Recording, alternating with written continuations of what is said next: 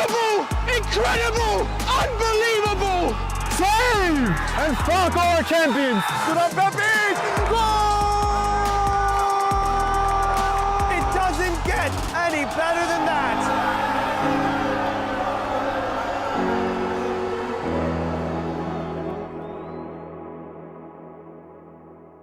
My name is Austin Brummett. I'm a men's soccer player at San Diego State University, and I play forward. The Salt Air Case helps block odor from my cleats when I'm driving in my car or when I'm keeping my cleats inside my house, so I don't have to worry about it stinking up my room. It helps me keep track of my cleats and my shin guards, so I know that they're together, and I don't have to worry about tracking them down or losing them or stressing out about where they are. I would definitely rock this, walking to the games, walking around to my trainings. And it's super helpful for travel. When I travel in the airport to go to away games, it's not going to stink up my backpack or stink up the plane where I'm sitting. Magnetic strip on the top is super easy to open to take my cleats out and to put my cleats back in. I think it's an essential part of my outfit for soccer and helps keep all my stuff organized and stink-free.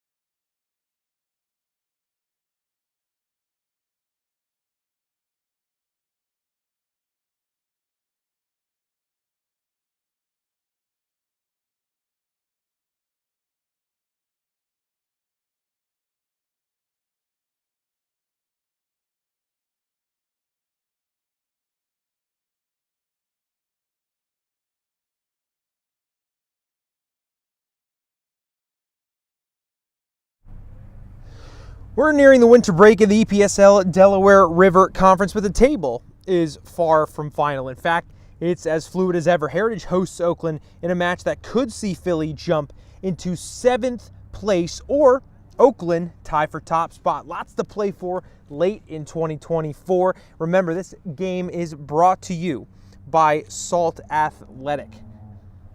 Don't go anywhere. Kickoff is just a few minutes away.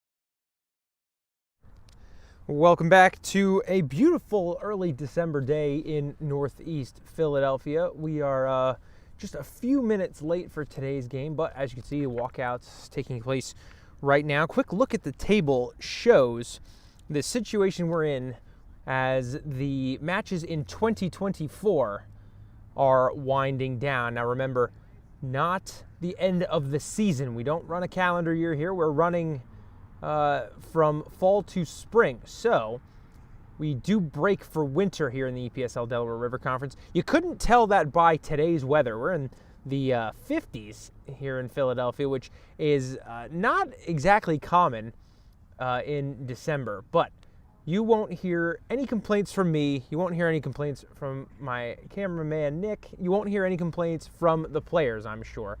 At least about the weather, I should be clear.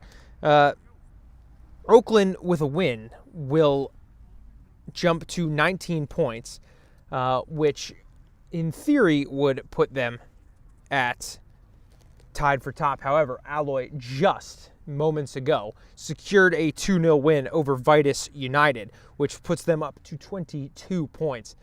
So Alloy seeming to be the team setting the pace in the first half of the season. It looked like it would be Oaklyn. But until recently, due to just mired by injuries, this Oaklyn team, they were undefeated through their first 5 games, ladies and gentlemen, and then lost 2 of the last 3, mainly due to not 1, not 2, not 3, but 4 injuries to starters on the back line.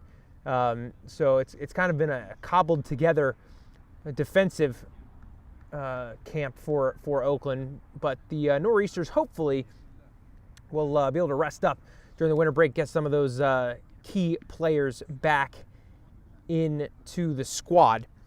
Remember, this game is brought to you by Salt Athletic. Salt Athletic have made the world's freshest, most advanced cleat bag to save athletes and their nearest and dearest from smelly footwear. After the game, the aircase blocks smell using antimicrobial technology and makes for odor-free car rides and houses. Learn more about aircase and place your order by clicking the link below. Remember to keep it fresh. Apologies for that, ladies and gentlemen. I'm also serving as a ball boy for today's game, which I didn't know when I showed up, but I'm happy to take on the extra responsibility. Except even my ball wasn't good enough, so we'll have a couple more minutes of delay here while we find a pump.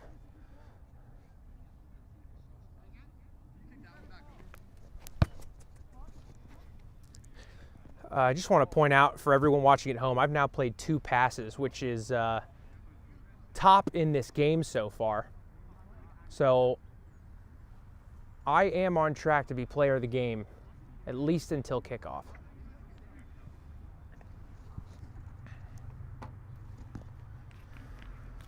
So Oaklyn is in black going from left to right, and Heritage is in the white going from right to left. For those of you unfamiliar, you might hear me refer to Oaklyn as the Nor'easters and Heritage as the Scrolls. Those are the team names for these squads. So now that the housekeeping is underway, the balls have been pumped up sufficiently. We are now underway with the second to last match week remaining in the EPSL's 2024 schedule. Oaklyn working in around the back to start.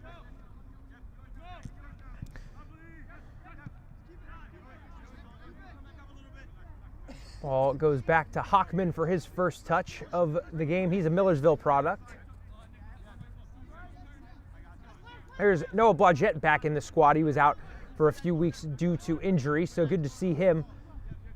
He's been a real journeyman in the EPSL, and his latest squad, Oaklyn, happy to have him. He's been doing wonders for the center of the park. Ball was looking for Jason Mancuso. He's got 3 goals on the campaign so far, joint top goal scorer for the Nor'easters.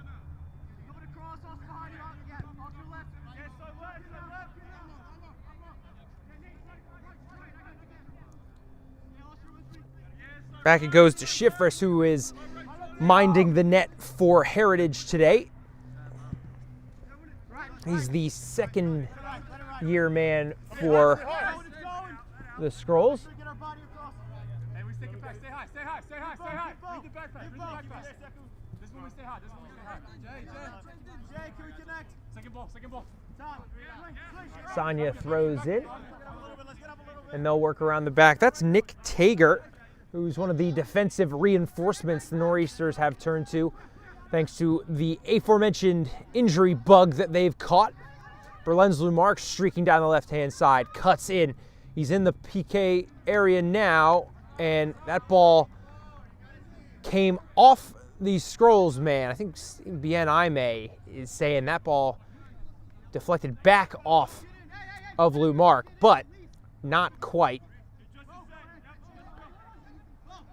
According to the referee, at least. So, our first corner of today's match, about 2.5 minutes in. Can we see an early chance for Oaklyn? Clipped in around the PK spot, headed clear to begin with. Danger's not cleared, though. Lumark. Down the left-hand side again. Cuts back. Strong tackle put in by Bien Aime, who's then brought down and wins a free kick. Nice piece of defending from the Heritage man. Whistle blew again there, not sure. Oh, maybe just checking on him. Maybe he stayed down for a sec, just checking on injury. And then a little talking to, if I'm not mistaken, for one of the best names in the EPSL, Mohammed Bility, or as I like to call him, Mobility. Schifris clears toward the other end of the field, but Oaklyn get possession right back. Austin Johnson, the man in the middle for Oaklyn, wearing the armband. Here's Bility now. Can he keep that in play? Sure can. Waiting for help. Lumark's coming up behind him. Whipped in. Oh, spilled from Schifris, but cleared, well defended by the Skrulls man. That was Christian Toussaint, the Penn State Scranton product, who was alert to that mistouch from Schifris and was able to clear it out for the second corner of this match. Johnson plays it short. Goes back to Sonya. A little deflection, but the return man was offside. Lodgett just calling for a more Route 1 approach on those set pieces. Ball's back in play. Skrulls go short. Clipped in over the top. Looking for Guillaume. That's an interesting one from Heritage. So Macare Guillaume is typically deployed at center back in the games that we've seen Heritage play. Right now, it looks like he's playing either winger or target forward, which is interesting, mainly due to his size. He's a big boy, ladies and gentlemen. I don't have an official height for him, but if I had to guess, I'd say somewhere between 6'1" and 6'4", so he might be a handful for that cobbled together back line from Oaklyn we've talked about. Mancuso actually did get to that first, but couldn't control it. So back down the throat of Oaklyn come the Skrulls. Out the other way goes Jacob Evans. Good press from the Nor'easters. Makes them go backwards. Now they go Route 1, and we might have a man in behind. Hockman comes out. He can't keep it out. What a start for Heritage. The press worked, but only temporarily. A brilliant ball played in behind, and Heritage does no wrong. 1-0.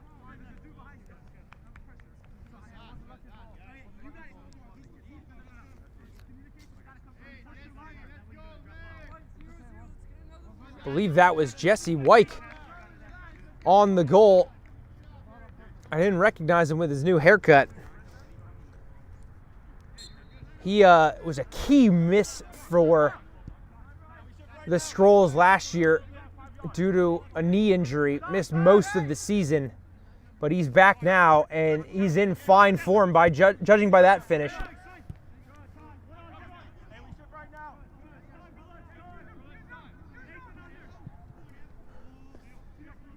Oaklyn trying to riposte.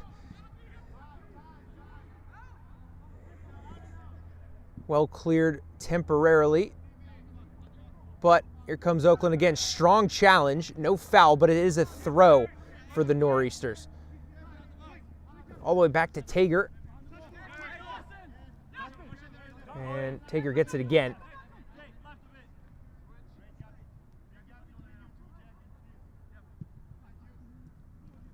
Mancuso goes down, and that is going to be a very interesting set piece opportunity for Oaklyn.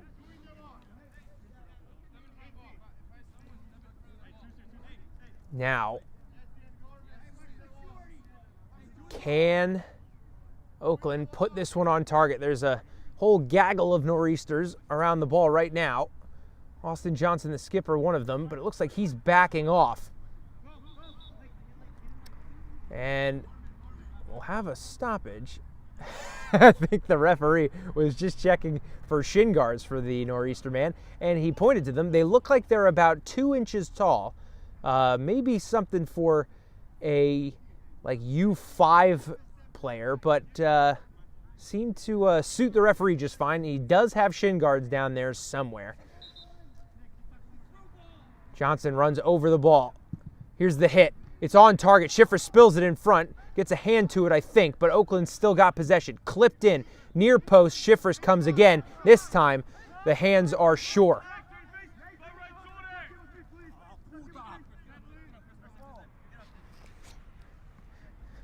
Silla, I think, right in front of us. Wanted that ball played over the top, but Schiffers was not ready and or willing to give that one a chance.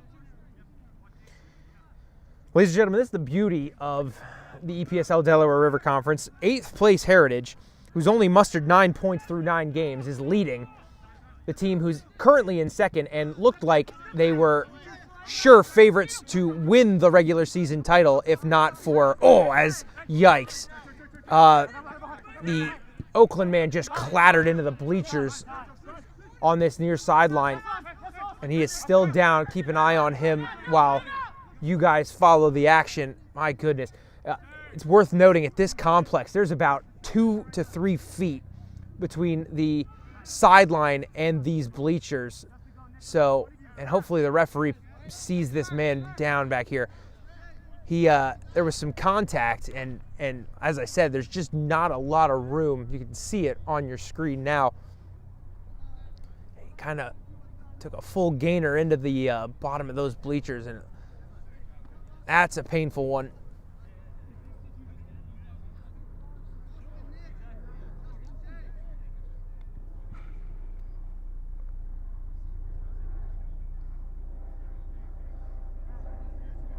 That's no good. Oaklyn man couldn't stay on his feet.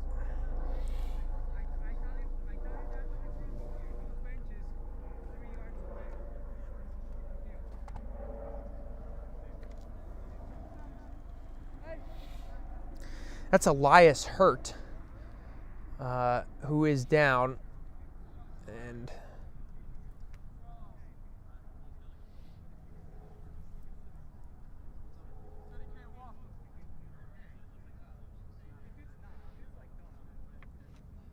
he is back on his feet, which is a great sign, but he does not look like he's moving around too well.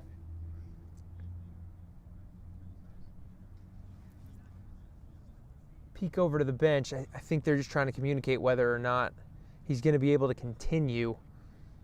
Oh, and I don't know if you'd see it on camera, but he's got quite a... I'm not sure if it's a cut, but it's definitely a mark that was left by that metal bar that he crashed into. That's no good. Hopefully he's able to continue. He's walking better now, which is good. Meantime, we're going to have a corner for the Nor'easters. Whipped in towards that back post. Tager's open, but couldn't connect on the volley attempt. And it'll be a throw-in for the Skrulls. A little pushing and shoving behind the play.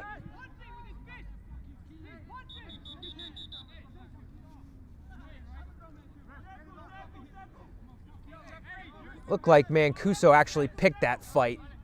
And now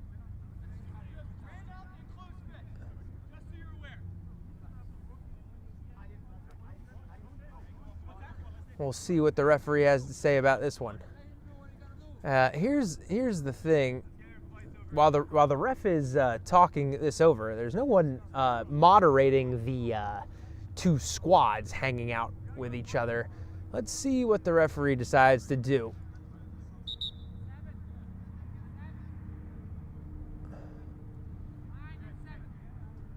So this is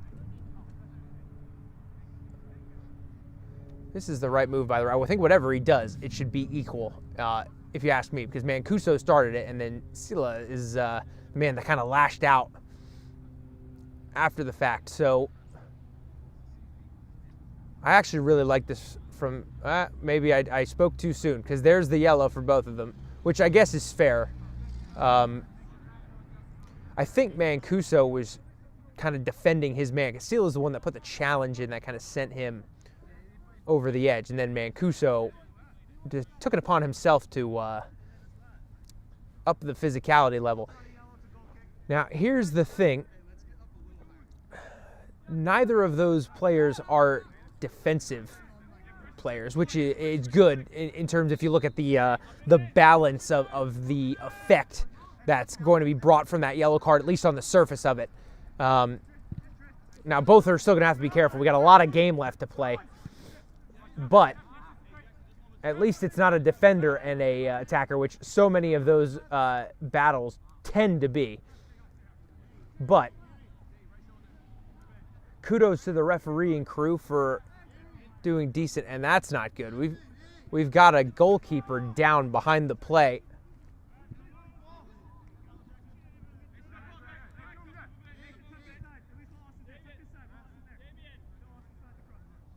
They're just dropping like flies here today. This is not good. Oaklyn, I'm not sure if...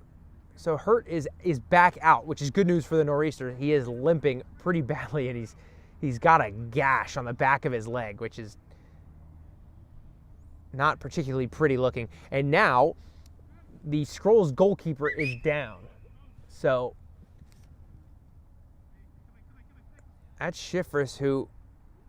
I don't know if he was holding his hamstring or what, but he's down on the ground and he's actually needing help to get back on his feet.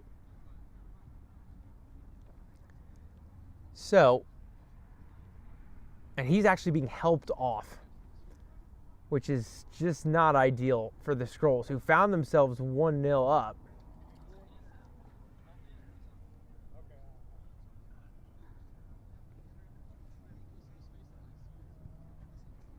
And, I'm not sure there's an actual dedicated goalkeeper on the bench for Heritage. So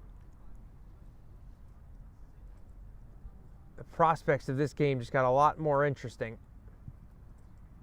Just from a personnel standpoint, we've talked about the injury problems that Oaklyn have experienced, and now there's only one position group more vital than your back line, and it's your goalkeeper.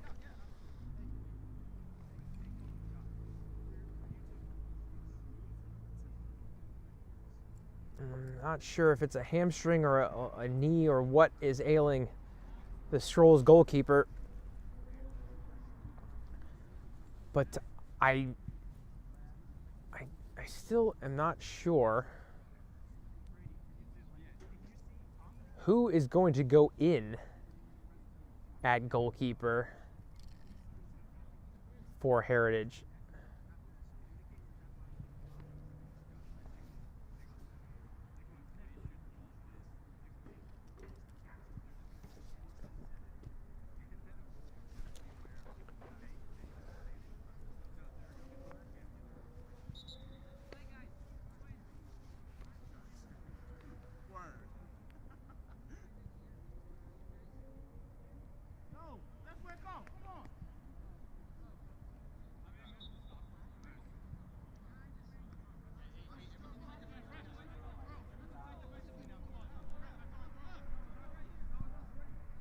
So unfortunately, I couldn't tell you who is in as goalkeeper because he's just taken the kit of Schifris. So there is a mystery goalkeeper in for Heritage. I will do my best to figure out who that is. But in the meantime, Heritage are pressing again. It's fallen to the top of the box, blocked by Blagett, and eventually cleared. Looking for Donnie on the outlet, but they couldn't find him. Eventually cleared by Sanya. But back the other way comes Bianaime.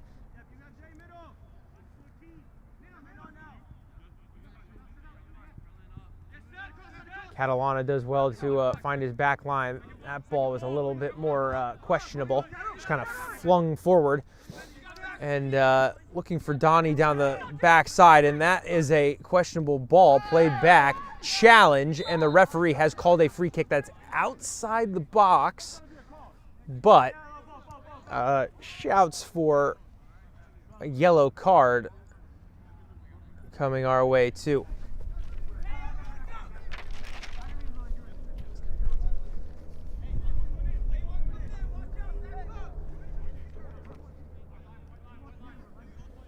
Austin Johnson, the skipper,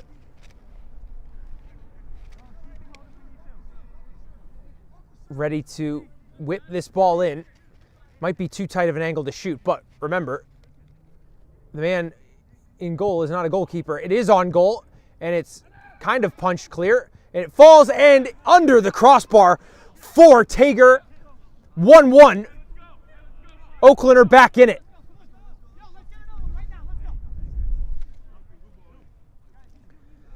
These are the perils of only having one goalkeeper on the squad. When he goes down, you don't have someone at a very specialized position with the right training. So,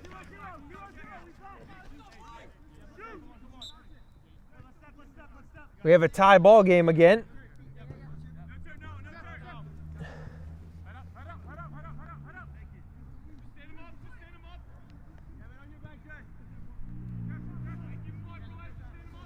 With about 25 minutes left to play in this first half. Lovely turn from Scrolls on frame, but Hockman gathers that pretty easily and tells his teammates to just slow things down a bit.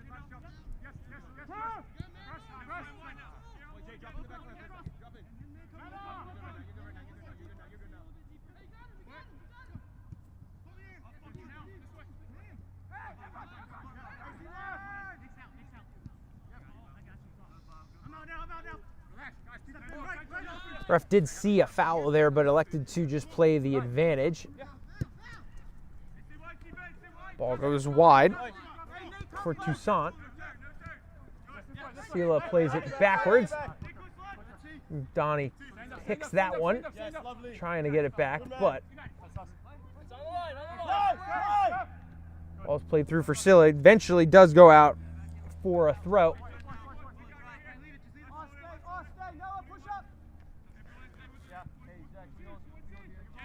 Evans throws in for Sila, who's trying to get around, and a little physical battle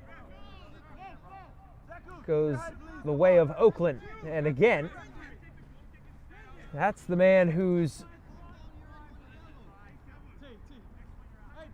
in for the yellow for Scrolls. That's Sekou Sila, who was just in on the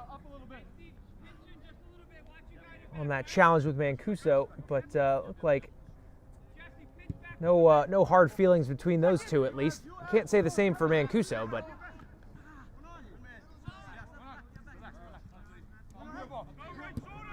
ball clipped in over the top, looking for Guillaume. He can't get there. They go backwards to Hockman. Hockman goes short.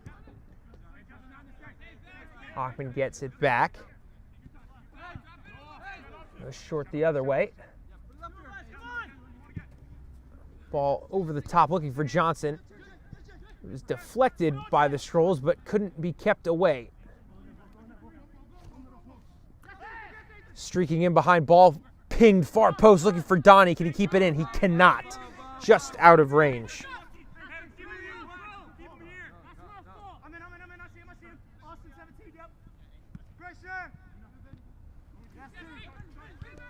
Donnie goes over the top, looking for Mancuso. He gets a touch on it. It is blocked out for a corner. So, again, the microscope is on the backup goalkeeper for Heritage.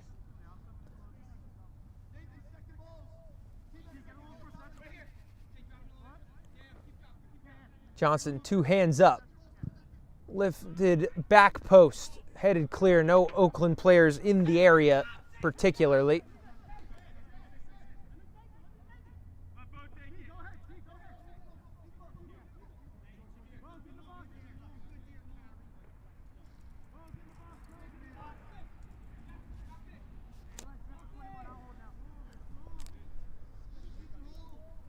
Here's Donnie to throw this one. It looks like a long throw-in routine. Huge throw. Falls right back to him. Have to do this one with his feet. Whipped in low. Could not beat the first Scrolls man. And foul on Guillaume. While we have a second, wanted to let you know about some upcoming action. Pancyprian Freedom's taking on Doxa SC. That's at 8 p.m. tonight. And that's the ENY-SSA Manning Cup semi-final. So big match for Pancyprian and Doxa. You can catch that one tonight at 8 o'clock here on Game and Frame, your home for grassroots soccer here in the Northeast. Over the top, looking for Silla.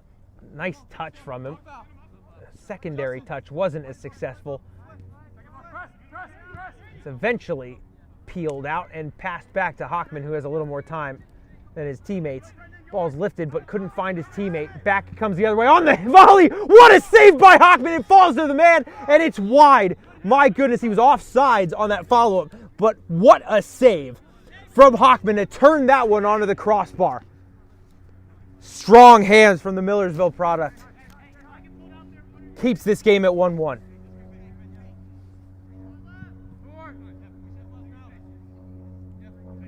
What a hit as well from the Scrolls man. I think that was Evan Catton, who had a Goal of the Month nominee for November with one of the most lovely finessed top bins efforts you're ever going to see.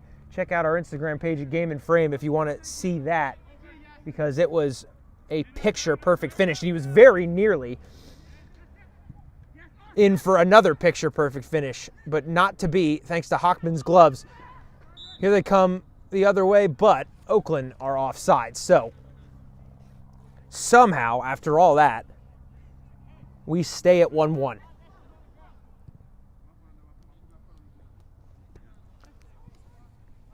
Less than 20 minutes left to play in this first half, but that's not counting stoppage, and we had plenty of it. 2 injuries that needed to be sorted out. Can White get in behind? He's flying forward and just misses getting that one under his belt. Worth noting that Hurt, who was the man that flew into the bleachers over here on this near side, I think has been replaced by T. Bendani. So that was forcing a change after clattering into the metal bleachers at our venue here, Clark Family Multi-Purpose Field in Northeast Philadelphia, nearby to Father Judge High School if you're familiar with the area.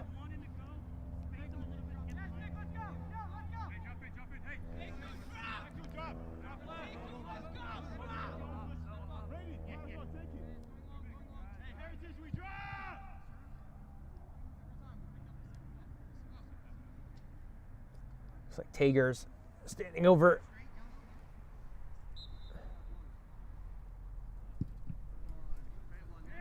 Pinged over the top. Mancuso's got it. Tried to play a return ball to Austin Johnson, but got picked off. Sela on the ball now. And Sonia and Sila doing battle on this near side. Toussaint goes in and doesn't get the ball. And both players' cleats were getting a little familiar with each other. They almost got stuck. That would have been interesting. But Toussaint wins the free kick. Pinged over the top. Wykes floating around back there. Puts a body on, hits, and another save by Hockman. This game could legitimately be 3-1 right now, if not for the Oaklyn netminder.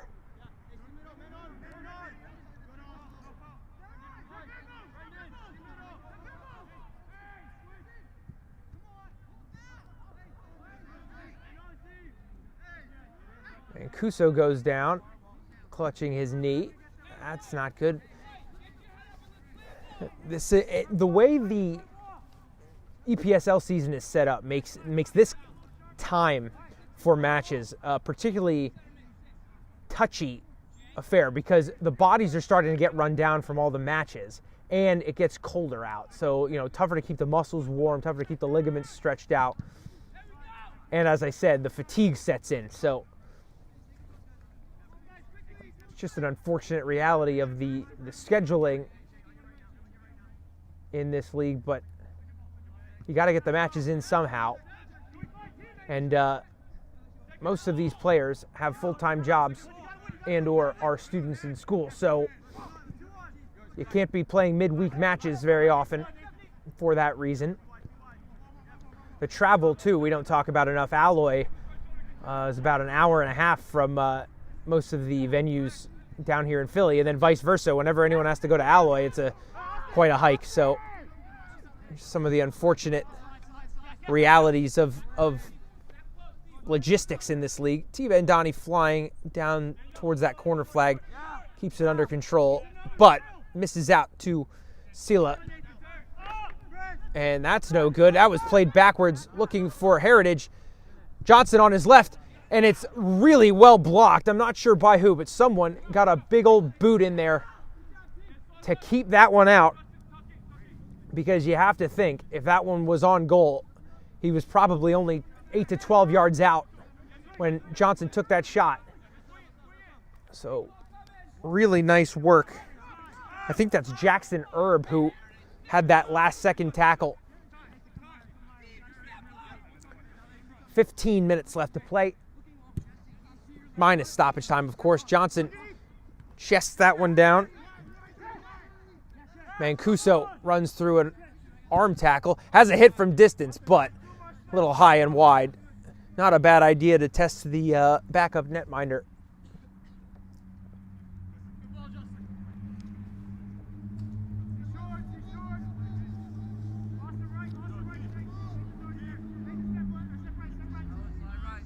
Scrolls swinging around the back. Donnie applies the pressure, but back to the goalkeeper, who is actually a field player. So if there's any part of his game that you shouldn't be worried about, it's with the ball at his feet.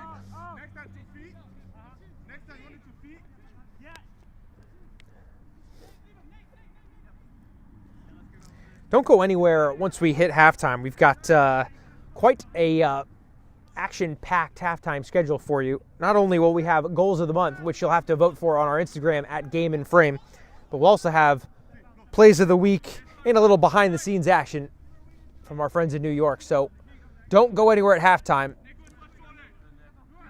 Plenty of content to bring you. Austin Johnson gets the ball back, top of the box, cuts in, but that left foot sails over the bar.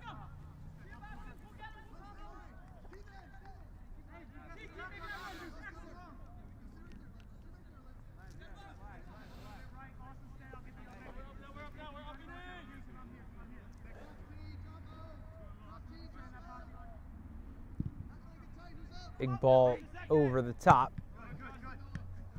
Toussaint chests it down, cuts it back, goes down. Donnie comes away the winner of that one.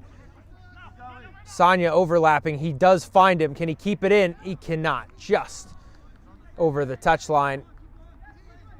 Great run by the Oaklyn right back, but a little too far on the return ball.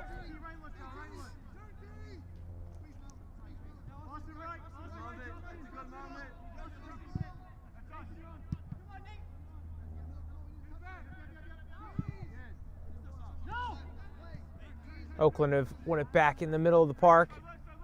Wyke picks off a pass, and it eventually goes out for a throw.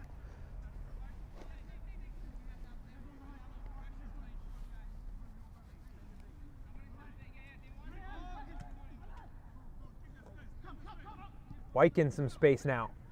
He's found Guillaume.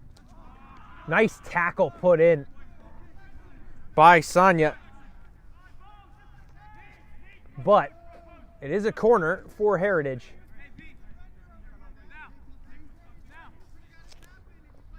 Looks like Brendan Gorman will be the man to take the set piece. He's in his third season with Heritage.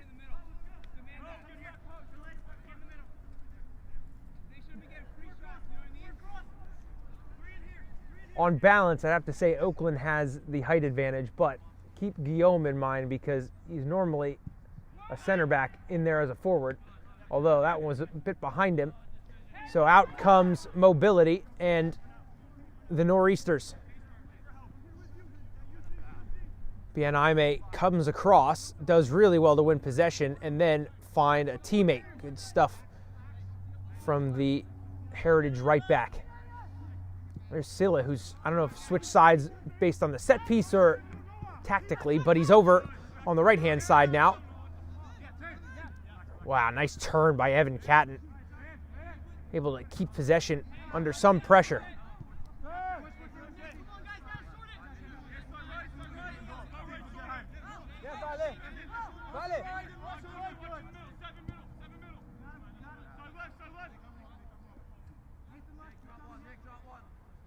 Here's Herb. Heritage trying to just work it around the back. And it goes to Evans.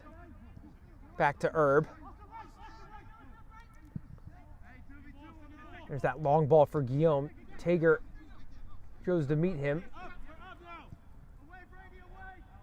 Hockman comes out and does well to clear that one, getting there ahead of Guillaume, who is used to chasing after forwards, not goalkeepers, but he very nearly got on the end of that one.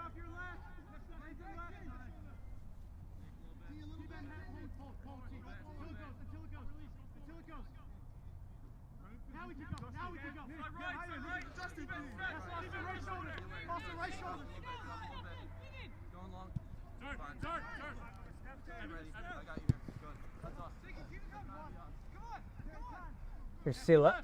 A little step over, but well defended. Toussaint's got it now. Some space ahead of him, and he's got Evan Catton to his left, who he does find. A little step over, two step overs, does get around his man, but then he does go down, and he will get the free kick.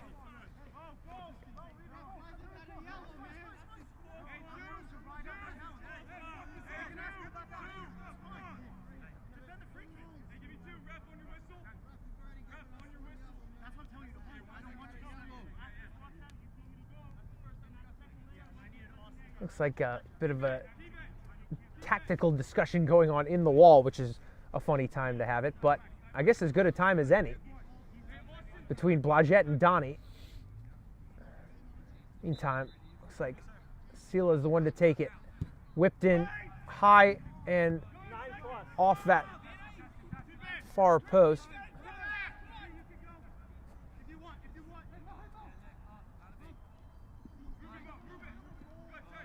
Blagette finds Lou Mark. Over the top looking for Mancuso, but goalkeeper comes and claims it.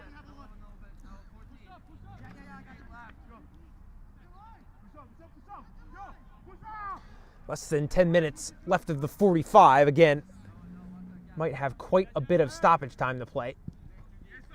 Over the top for Toussaint. Gets it. Then goes over the top to Sila, who lets it past him and then gets a touch forward. Sonia on his back, defended really well.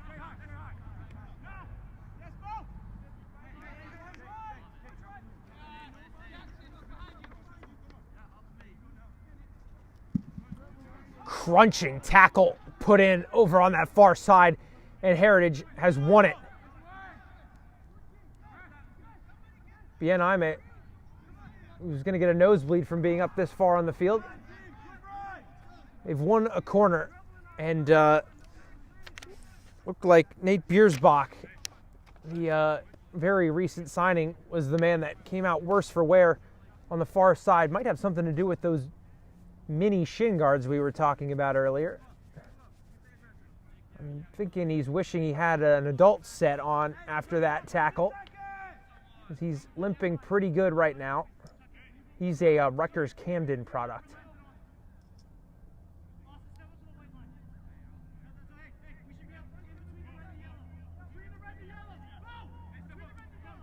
Oaklyn do not sound satisfied with the marking, and actually Heritage got the header on that. It was just wide. Couldn't direct it on goal, could Evans. And it will fall for a goal kick.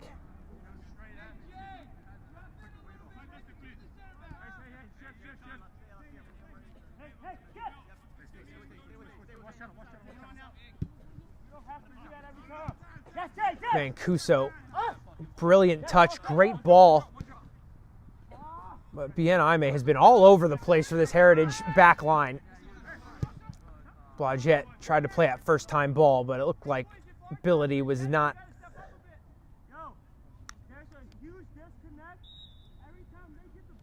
ready for that. And it looks like we're going to have a substitute very early on in this one. I don't think Lumark, that's Berlin's Lumark who's coming out. I don't think he was injured. It might be a tactical switch, if I had to guess. So we'll keep an eye on that one. That's Gabriel Harms, who is now in at right back. Sonia has gone over to that left back spot, which is interesting because him and Silla have been going at it in this first half. But maybe just a move to put a bit more of a physical presence on Jesse Wyke, because Sonia definitely has the size advantage on Lumark. Ball lifted in, and Harms out to defend Silla, fresh on into this match. Here's Evan Catton, picks his head up, and he tried to, you can see what he was trying to do is just whip that one cross field, but it's actually going to stay in play. So we'll pretend that was a pass. And Wyke's doing some dance moves on the far side, couldn't beat his defender. And nice challenge put in from Heritage, but Oaklyn get it right back. There's Biersbach, who looks like he's still carrying that knock. And Donnie comes over to tackle that one away, but it falls to Toussaint. He's in some space over here. Whips it far post. Guillaume is under it, but not quite far enough back to get on the end of that one. Wyke looked like he was hung up, and unfortunately for Oaklyn, Biersbach has gone down. They are dropping like flies in this first half. And unfortunately for the Oaklyn coaching staff, they just burned a substitute for Lumark, I think tactically, when there might be something to be said for keeping him in to replace Biersbach, who is limping off the field as we speak. So that's 3 subs for the Nor'easters burned in the first half, which is actually more subs than I think Heritage has to play, which is not ideal, suffice it to say. That's Dylan Pino, who's into the match now for the Nor'easters. Sonia, the last man to touch that one. Less than 5 minutes left of the 45, but again, likely stoppage time coming your way. There's Guillaume, and he wins another corner. So, can the Scrolls get their noses in front late in this first half?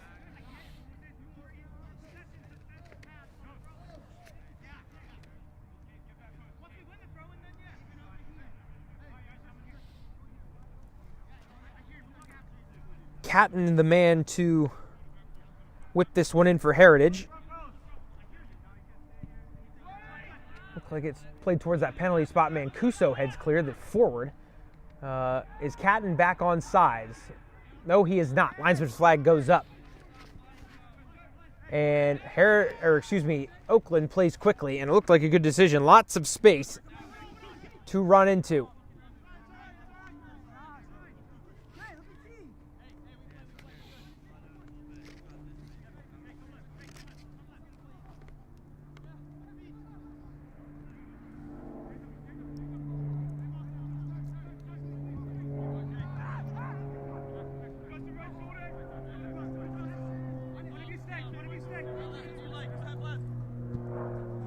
Ball clipped in behind. Gabe Harms is there. No! Feet! Feet! Just 5 feet! 5 feet! Bro, just 5 feet. Thank you. Ball played in behind for Billity. Cuts inside, beats his man, picks his head up, and he just puts it just wide. It screams in anguish.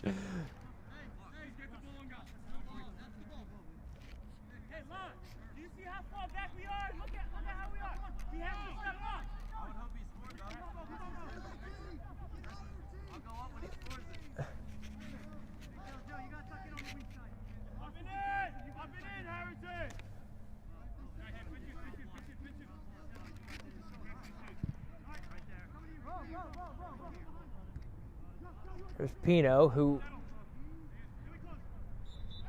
was trying to get on the end of that one, not successfully. A free kick was signaled by the referee. So we're approaching the 45th minute now. Actually, we're in the 45th minute right now. So, and Seal has gone down behind the play. It sounded, I didn't see it, it sounded to me like he got clipped there. Definitely not intentional, but he definitely did clip him.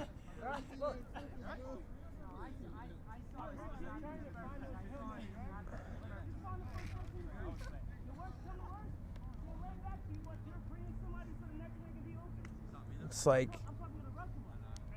it will be Oakland's throw-in, and looks like they're going to be very sportsmanlike and play it in for Heritage.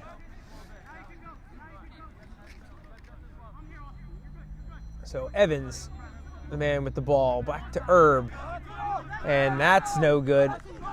Ball goes out of play, and Oaklyn are trying to get on the end of it. Donnie throws it in. Mancuso heads it on. Johnson was back there somewhere, but it looked like Herb just beat him out physically, and our goalkeeper, who I still don't know the name of, was able to come get it. A drop kick was not exactly the plan.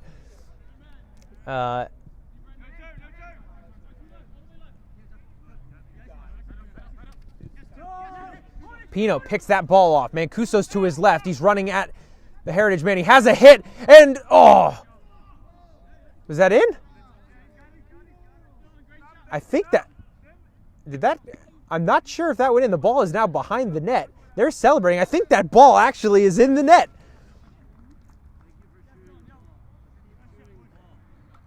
So really nice finish by the substitute. I guess better late than never to celebrate. He tucked that one into the side netting. The net couldn't contain it, I guess. So just seconds before halftime, the Nor'easters take a 2-1 lead.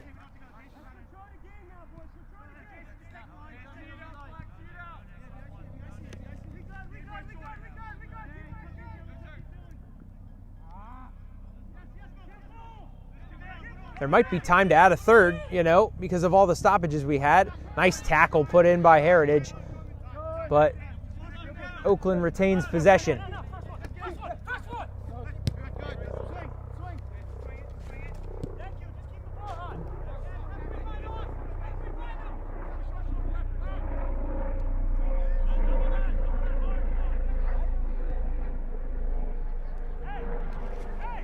Ball goes out of play.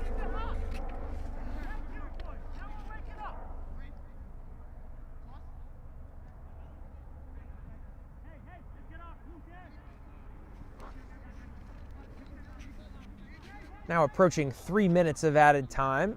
I don't know how much longer we have to go.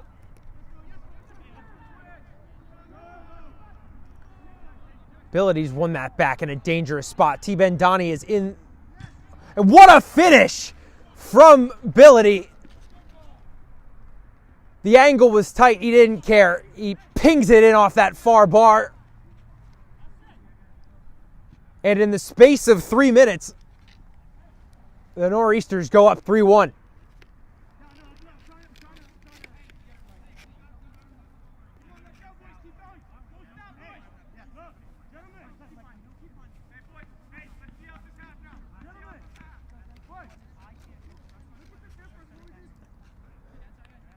Brilliant finish from Ability.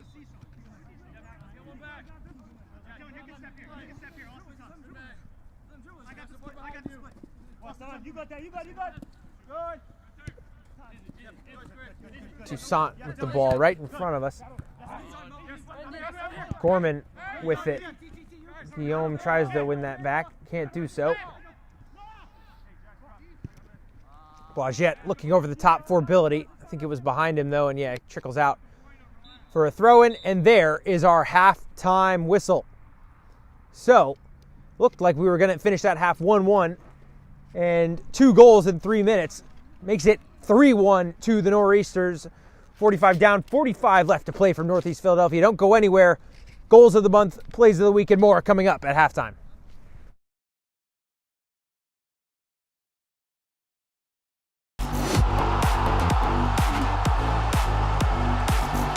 As the ball links up between South Americans, Junior Rosero pulling the trigger from well beyond the range of the 18-yard box. And that one is in! What a goal! Cortez with a big free kick.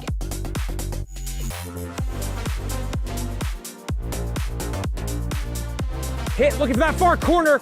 What a hit from the Scrolls man.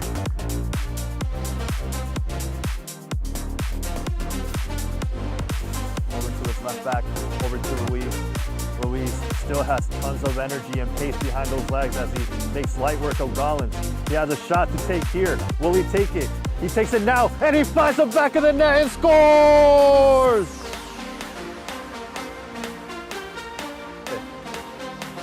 Cisse pushes forward, looking up to see who he can pass the ball to. Takes a shot instead, and scores! What a curler to tie this game in this first half. Oliveira going long to Gonzalez is 1-on-2. Goalkeeper doesn't come. Gonzalez trying to chip over the top. He's got it from 30 yards out. Gonzalez gives Ironman a 1-0 lead in the UPSL Premier quarterfinal. Shabadze's close by, but it's going to be Hakimov with the right. For 2-1! What a goal! Hakimov, clean! Great strike from the free kick. No chance for Kochi's goalkeeper. Thanks to Sebastián Ruiz Restrepo. Patiño thinking about this shot. Whoa! Goal! For Patiño! Looks like it was a handball claim for the team in black. And Perez is out of net, and Body finds the net, and he scores!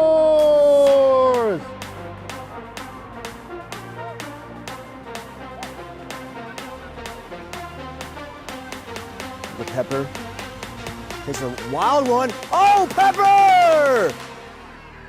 Pepper makes it 3! Spicy from Pepper. Turned over, Mahi.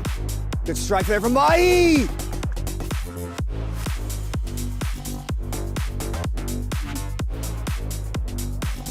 Perhaps they'll look to let the seconds bleed like this. Instead, it's a giveaway for Dembele. And the waning seconds, they get one more. Barbosa runs right.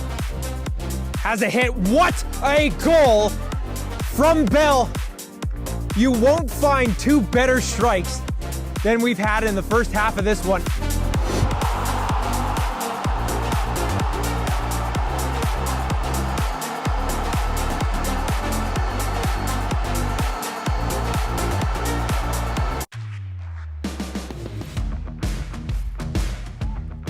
Back to Rodriguez. Hit, looking for that far corner. What a hit from the Scrolls man. Lots of encroachment. Ruiz Restrepo saved! Saved on the goal line! And Shabadze is close by, but it's going to be Hakimov with the right. For 2-1! What a goal! Across for Donaldson. Donaldson shot! What a save by DeMarco! There's Young, who can take a shot here if it lands for him. He takes it, and he finds the back of the corner. Hewick on a little panic. Holland, that's a lovely ball. It's Harry Cook. And it's Foster! And it's breakthrough for the Pan Cyprians!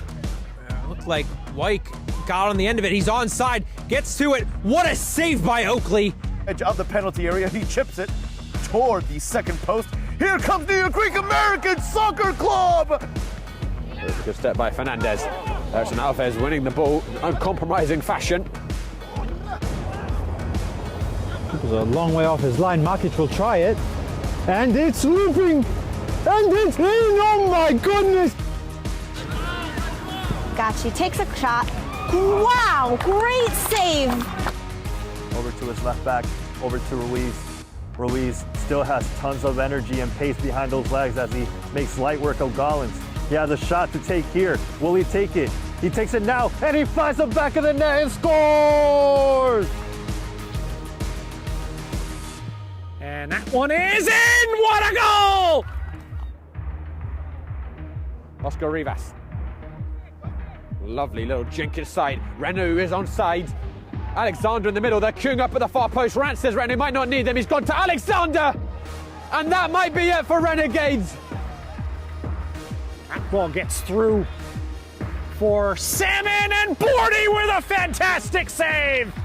Barbosa runs right. Has a hit. What a goal from Bell. You won't find two better strikes. Abdul Anunku.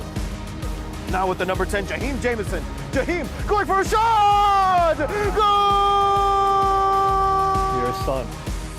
He finds Knight. Looking for the back service from Brown. Knight is on goal and he scores! The Pepper. It's a wild one. Oh, Pepper! Spicy from Pepper.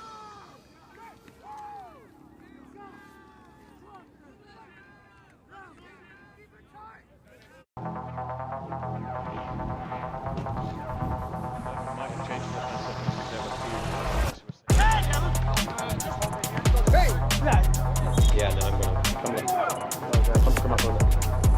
Then go. Hello everyone, welcome to the Game of Frame live stream. I'm Josh Pratt, and we're at St. John's Bellston Stadium.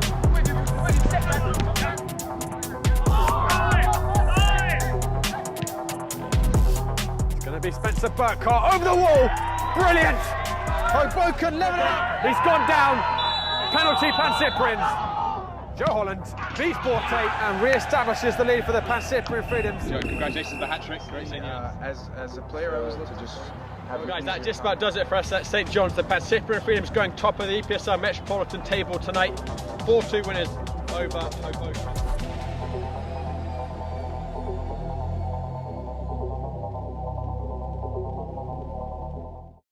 My name is Austin Brummett. I'm a men's soccer player at San Diego State University, and I play forward.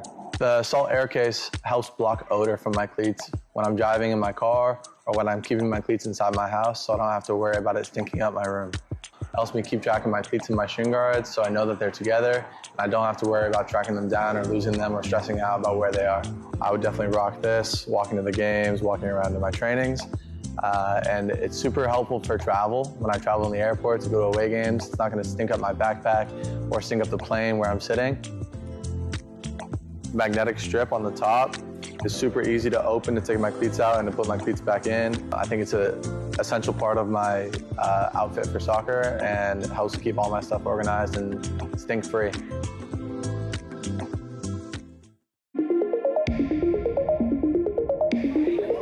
That's a good bit of footwork there by Spalding. It's gone for a spacious shot! It's magnificent by Spalding!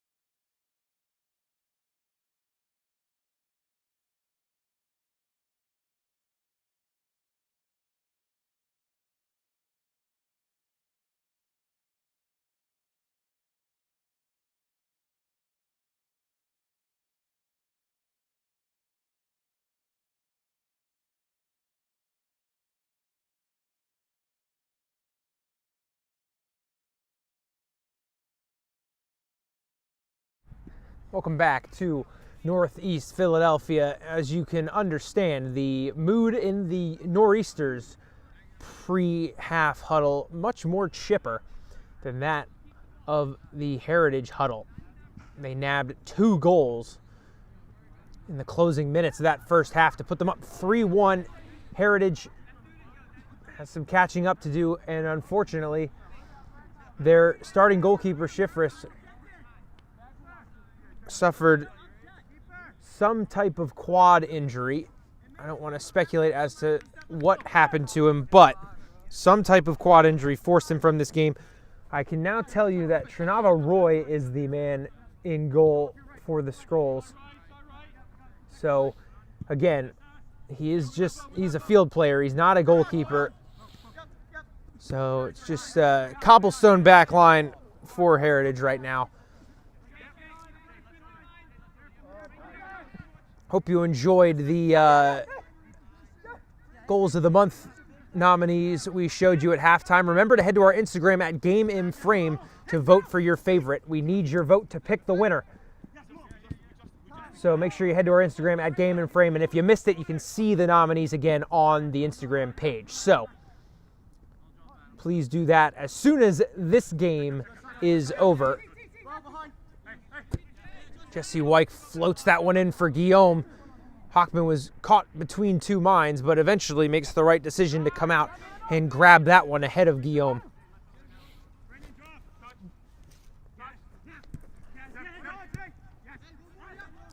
Blodgett picks his head up, swings it the other way. And, it looks like Sal Ficarota is in from halftime substitution for the Skrulls. He's one of their best players and one of their top goal scorers. He had 10 last year. He's got 4 so far this year, so on pace for another double-digit campaign. Mancuso hits, and Roy gathers that one.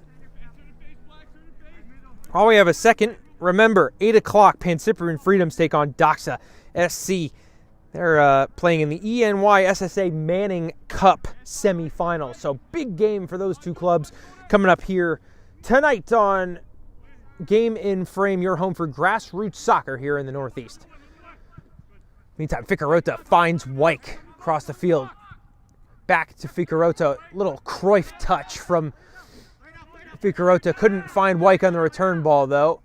And looked like they were trying to put it out of play for an injury, but whoever it was is back up. Here's Pino, the goal scorer from the first half. A little floated ball looking for T. Ben Donnie. Could not find him, but Pino gets it right back for a second chance. Nice tackle from Bien Aime. He's had a really good game despite the scoreline. Referee just had a word with Blodgett there. Looked like for a tackle behind the run of play that they were playing advantage on. Blodgett kind of acknowledged that it wasn't a great tackle, so.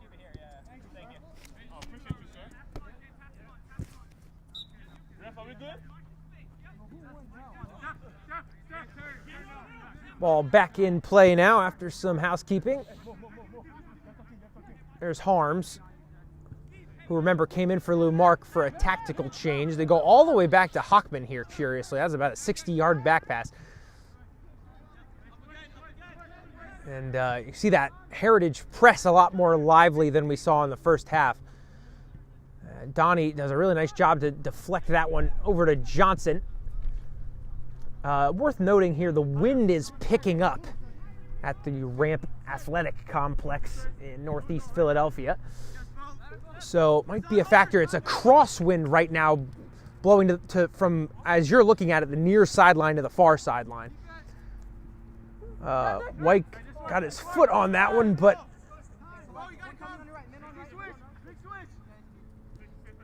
couldn't keep possession. Here's Evans. Mancuso hunting him down. Harms couldn't get that one under control. It's still at the feet of Ficarota, but Harms wins it back now. And then plays it long, looking for Johnson, out of play.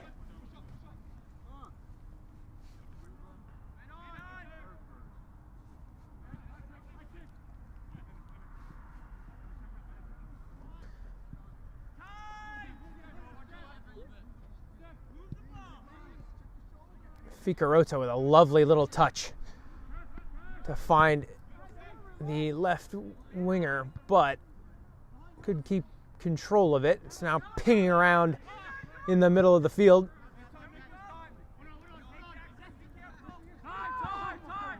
Played in behind. Hockman comes out, though, a little too much on the pass. A lot more of the ball for Heritage in the start of this second half, especially as compared to the last bit of the first half, where Oaklyn kind of took over. Ficarota being on might very well have a part to play in that. Catton does find Wyke, who does get the turn on, but Sonia did well to see him away from goal.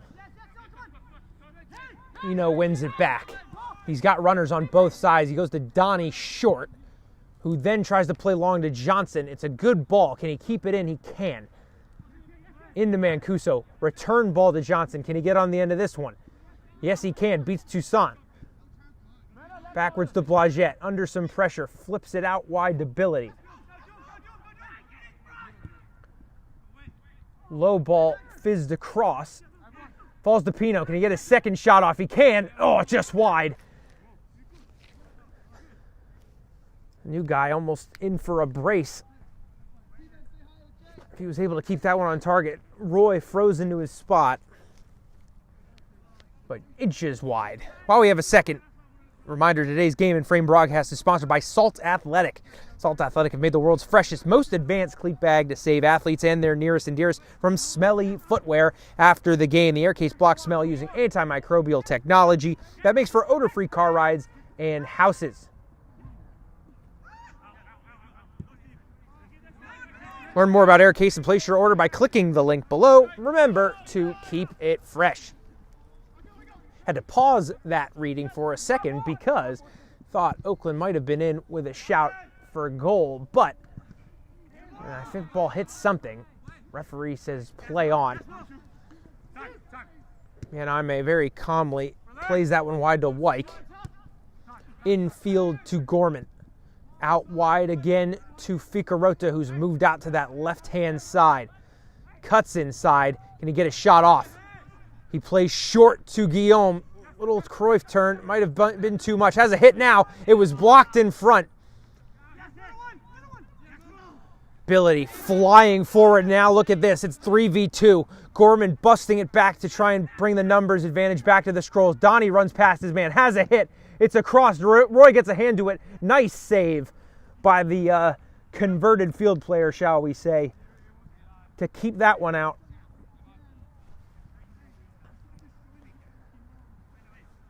No shortage of chances to start out this second half. Just a little under 8 minutes in. And one chance at either side. Here's White coming the other way. Kind of sliced it across his foot. I think he was looking for Ficarota. Couldn't get it to his teammate. And Hockman will happily claim that one.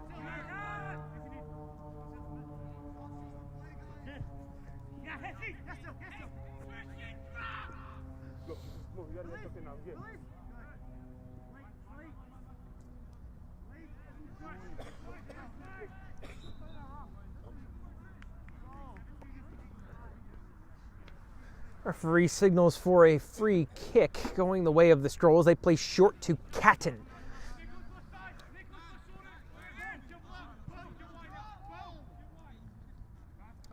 Sun starting to set in northeast Philadelphia. Most of the field now out of the sunshine. Temperatures dropping as a result. Referee says that one is a nor'easter throw-in.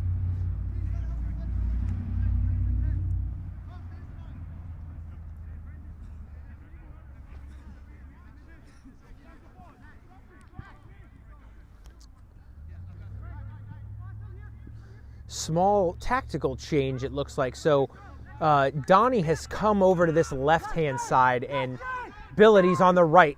Will it pay off right away? Here's Mancuso running. He's found Ability. Now on the right, as I said. He cuts in on that left foot. Back to Pino.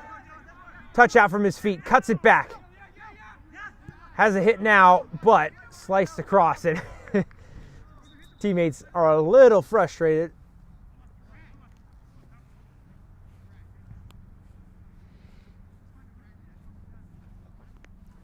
And it looks like we are gearing up for a Heritage substitution.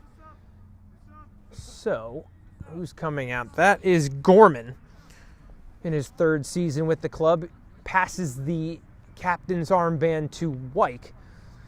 And he will exit from this game. Might be an attacking move. Gorman, more of a box-to-box kind of player.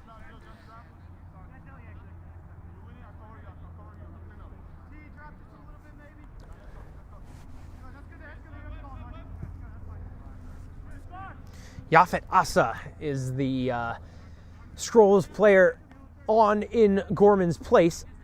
Donnie, can he get to that when he can?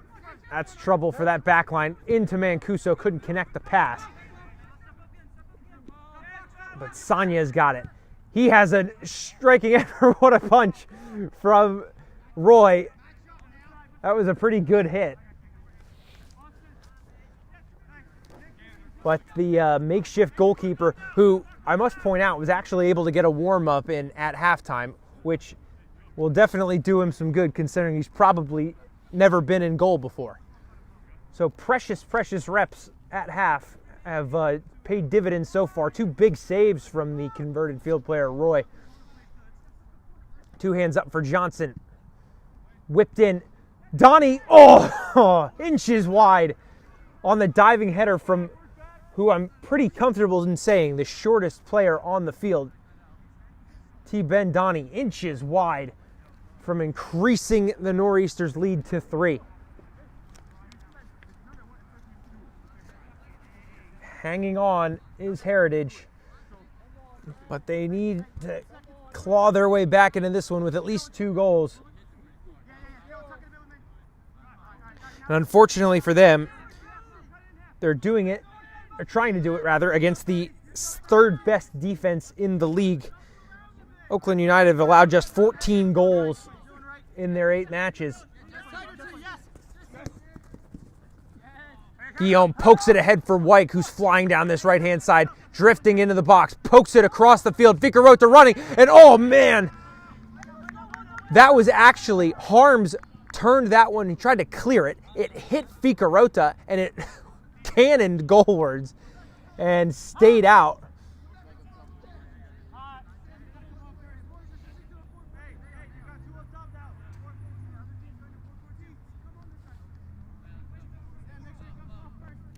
And another change to tell you about, Sam Quay on for Oaklyn, as Billity takes a seat, and now Donnie has to do another shift as he flips back over to the right-hand side. Wyke tries to keep it in, could not. Throw in for Oaklyn.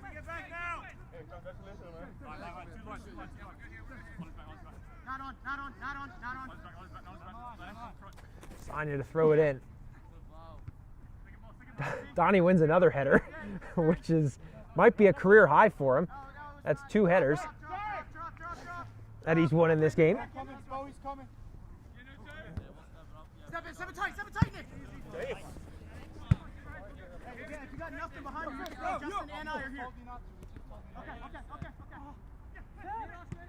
Johnson flips that one over the top for Mancuso, who gets a touch in. A hit from Johnson, but he couldn't get that effort under the crossbar. A little over a half hour left in this game. Heritage have scored 14 goals through their 9 matches, which is about mid-pack. They're going to need 2 to salvage a point from this one. They'll need 3 if they want all 3 points.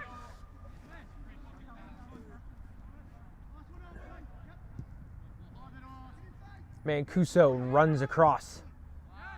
He finds Donnie, who puts his foot on it.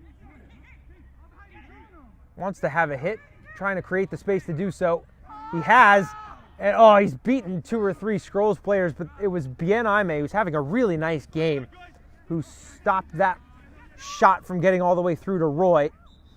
Blagett bumbles a man over, and he gets called for the free kick.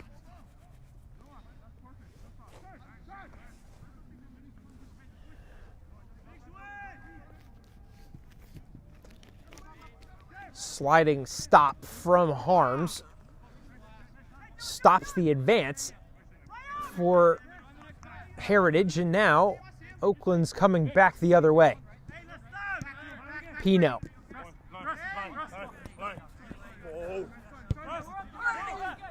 And that wasn't very smart from the Nor'easters man.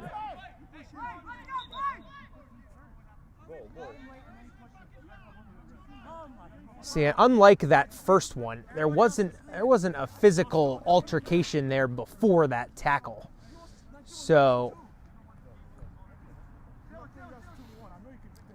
and unlike the last one, you know, where I was pretty confident in saying both players were kind of in the wrong, Catton was just putting in a tackle, and Pino decided to shove him to the ground. So, I think he will quite rightly earn a yellow.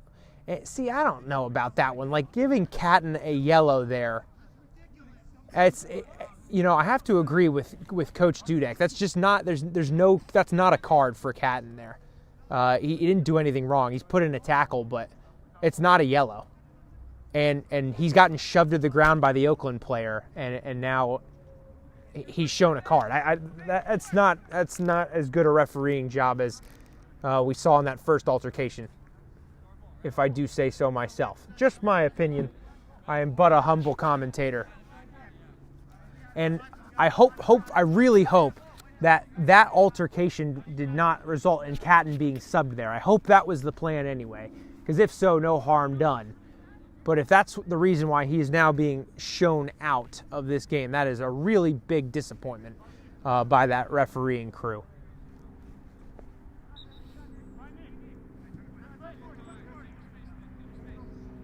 But on we go with a little under a half hour left to play.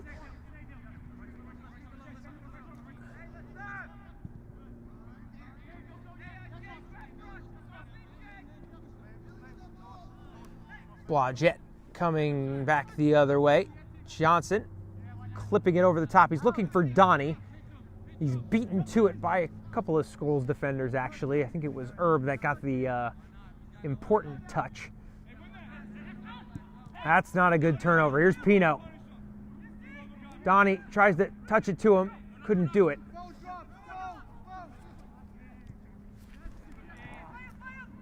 Catalana tried to bring it the other way. Johnson turns it over from 1-8 to another. And here's Asa, who is fresh off the bench. He's got fresh legs. Can he put him to good use here? He beats Blagett to that 50-50 ball and passes it out to Wyke, who's doing battle with Sanya. He finds Ficarota, who's in behind, gets past Hockman, but he shoved him wide, clips it across. Can Guillaume get on the end of it? He can't. Harms won the, I don't know if he actually won the header, but he at least deterred Guillaume enough from letting him get a head on it, which does the job as far as I'm concerned, especially considering Harms is about 3 to 4 inches shorter than Guillaume. So Hockman didn't get there, but did just about enough to force Ficarota wide. And more importantly, didn't foul him, because a penalty there wouldn't have been a great result. Donnie somehow got his foot to that ball. I don't know how, but unlucky that he couldn't control it. Wyke almost kept that one in too. That would have been incredible, but just a bit over his foot. And Sanya will throw it in. Miscontrol.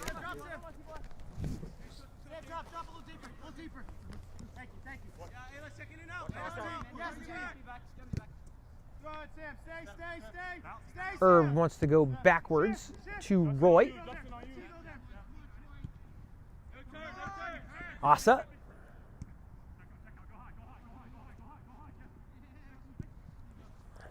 Ball over the top, looking for Ficarota. He's in a foot race. They go back to Hockman, and he kind of just does whatever he can to get rid of that. Scythes it out of bounds.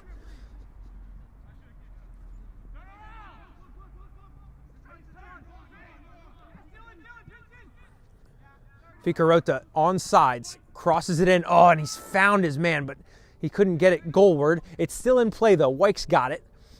Sonia does really well, though. He was glued to him. And now he fizzes one wide to Donnie. Great pass. Great work by Sonia, who has run all the way up from his back line. And he's now stationed as like a second striker right now. Pino just goes backwards, and Sonia looks like he's coming back to take his spot. At left back, Heritage win the throw-in. Asa, the ball at his feet. Ficarota, fizzed across. Catalana, Guillaume, looking for Wyke. Guillaume gets it back. Floated across, looking for Catalana. Has his body between it. There's Wyke. It looked like he was caught between trying to have a swing at that and just trying to touch it, and he's kind of split the difference and floated it over the defender and into Hockman's hands. Hockman punts that into the Northeast Philadelphia sky, and it's brought down by Heritage. Nice work from Evans to keep that ball under some pressure. He's looking for some width, and he doesn't really have it right now. Wyke is now getting to that spot as we speak. But Catalana couldn't find him.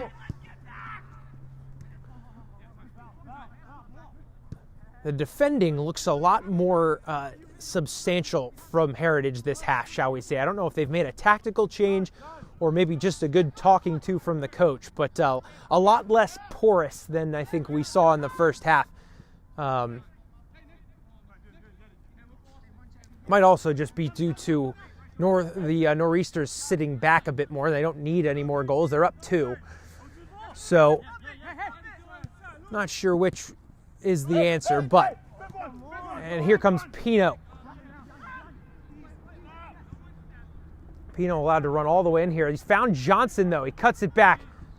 Nice tackle from the Strolls man and forces a corner when it almost looked like Mancuso was the favorite to get to that ball.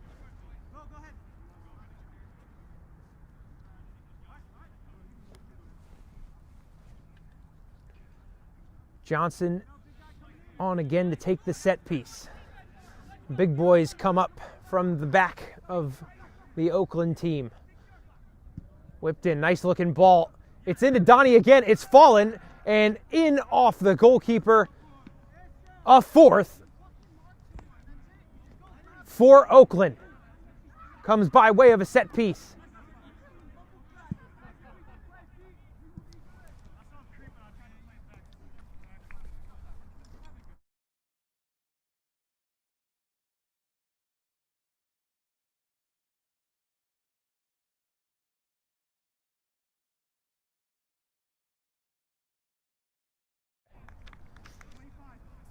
We'll double check that. I think that was Sam Quay who notched that one home after it bumbled about in the box there for a little bit.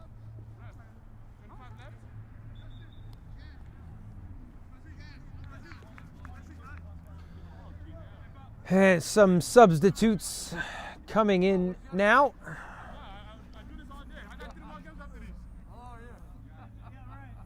So, Mike Rodriguez comes in for Heritage. He comes in place of Jackson Erb. So Guillaume has taken up his normal spot at center back now. And Rodriguez is now at right wing. Wyke, I'm assuming, is going to push into that traditional number 9 spot. So a little bit of a tactical reshuffle after that substitution.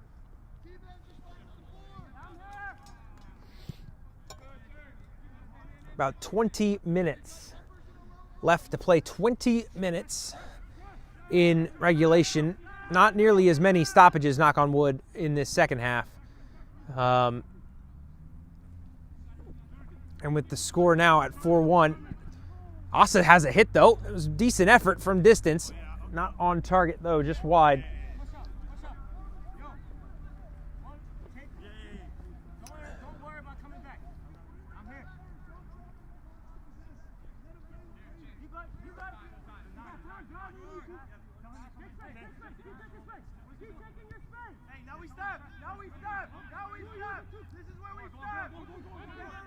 There's Tager.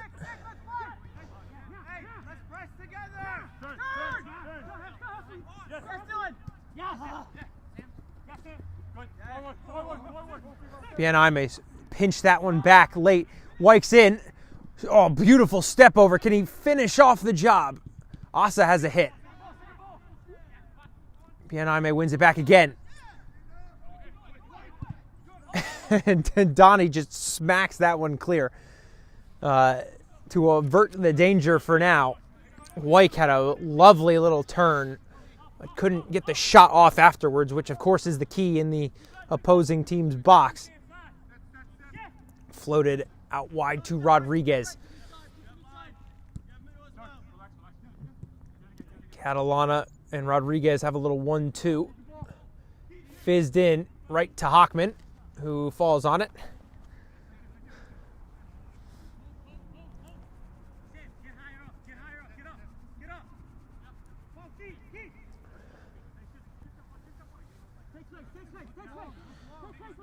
Also worth noting, Chance Gant is in the game for the Nor'easters. He was substituted in after that goal. So, Chance Gant again, that's the man coming to in at that back line for Oaklyn. Asa.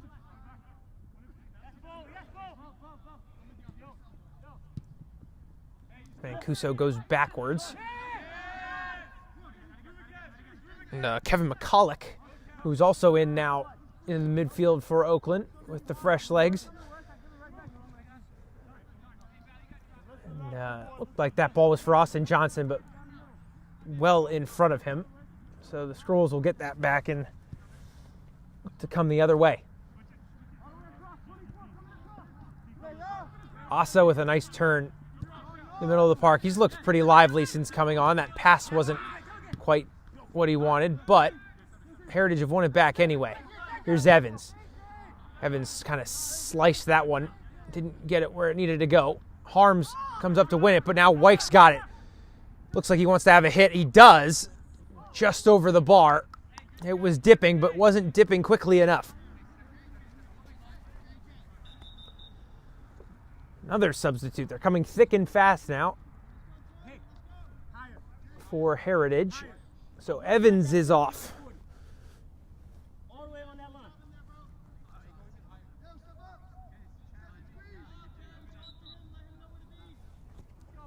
And in his place is Timur Kim, who was a call-up from the CASA squad this year.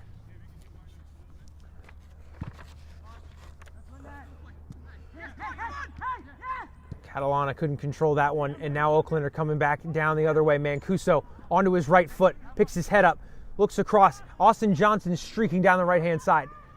Pulls it back. Here's Harms. Back to Johnson. That left foot whips that ball in.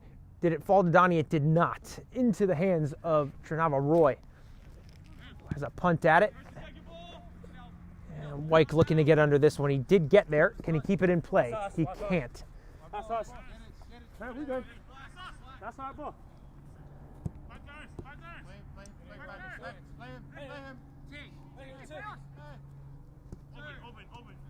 Oh, infield to Pino.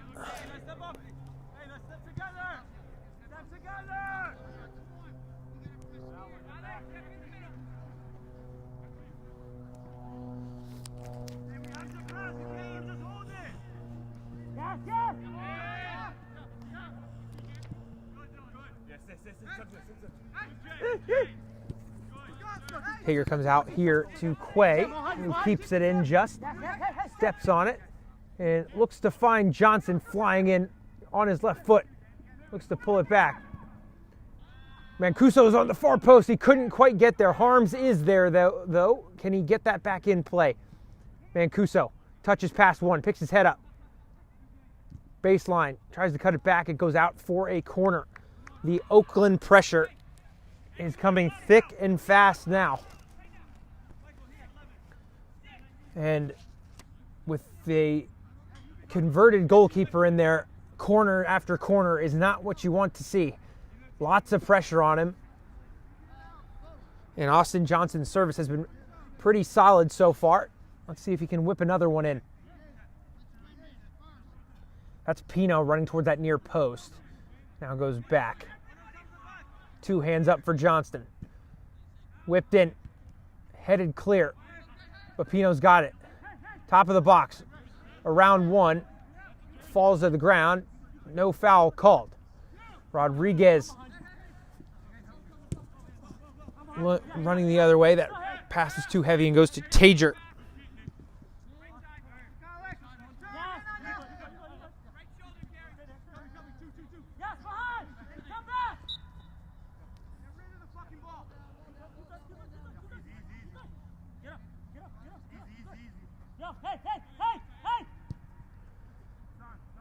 Johnson brings that one under control.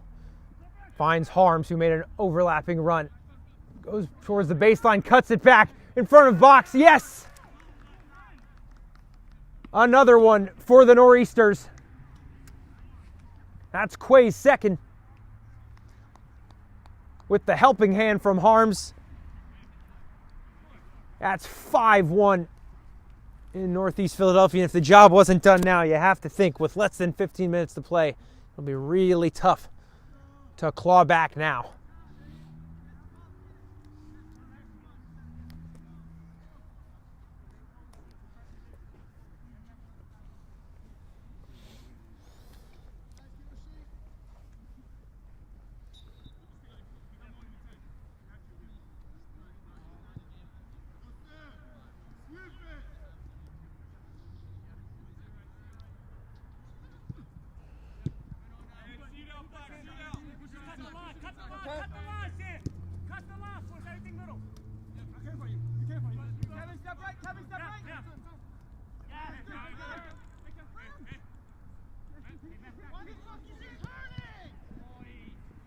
Johnson trying to find Mancuso. Couldn't do it. But Oakland still have the ball. They go all the way back to Hockman, who is looking for McCulloch. There's Donnie, who couldn't keep it from going out of play. Rodriguez will... That's Bien Aime who will look to throw it in.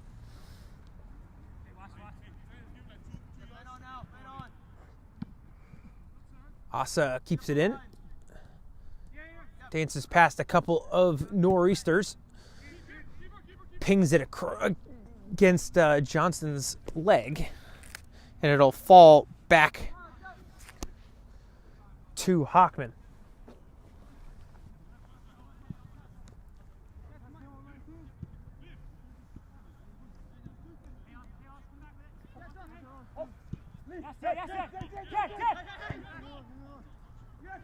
Johnson on it again.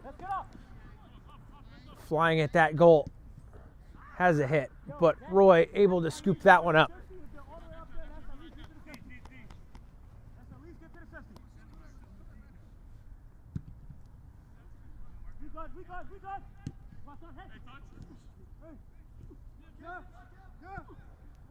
Asa streaking towards that goal after a collision from Tager, and Asa's gone down.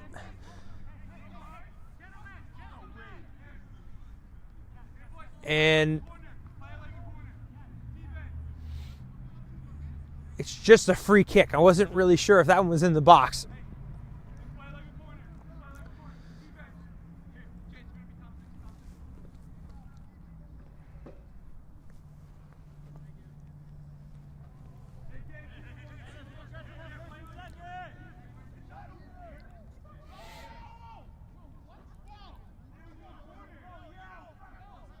Ficarota standing over this one.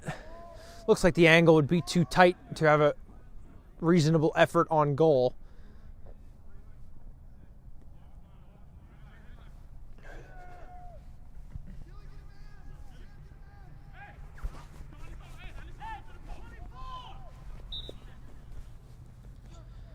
Ficarota whips it in. Oh, it came off of someone. Yeah, it's a corner. Man, that had some pace on it. I would not want to be standing in front of that set piece.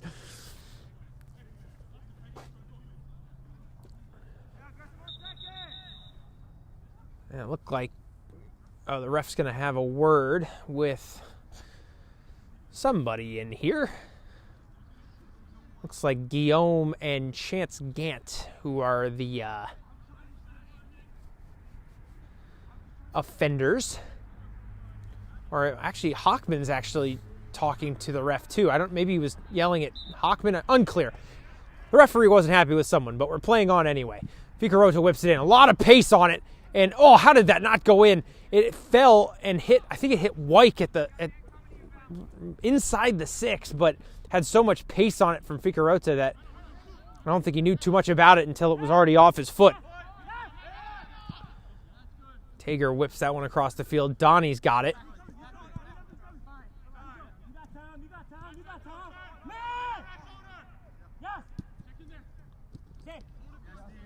Bianaime wins that ball back. He's had a great game despite the scoreline.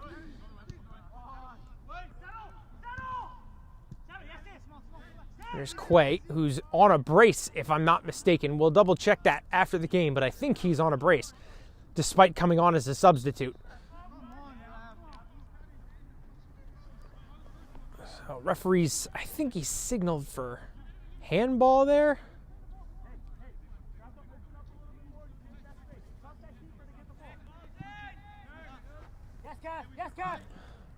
McCulloch finds Mancuso.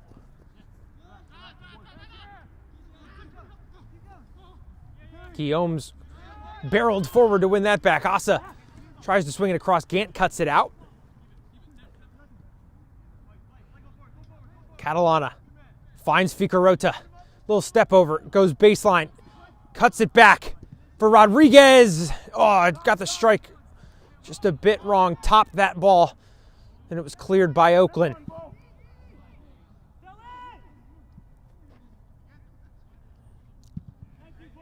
Wow. Sanya hoofs that one clear. That was a good 70-yard clearance. Scrolls have possession.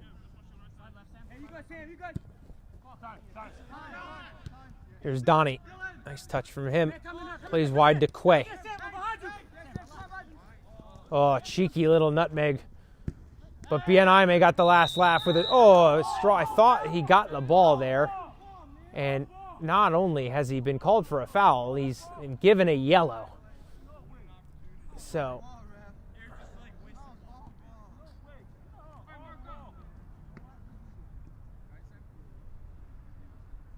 Quay slowly getting to his feet.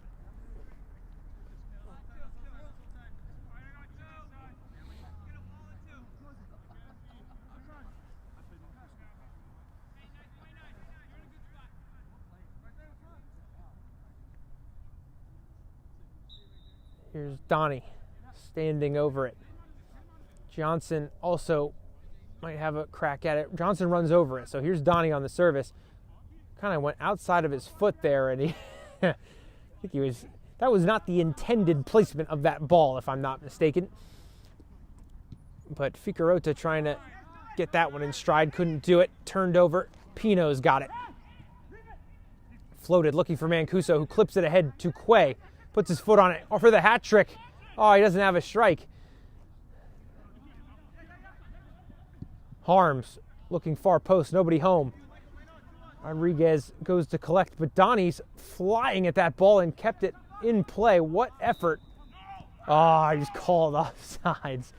I'm not, if that was Quay, Donnie is not happy with that.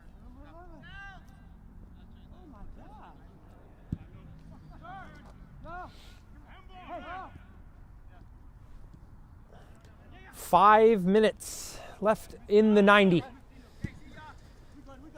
Catalana to Rodriguez.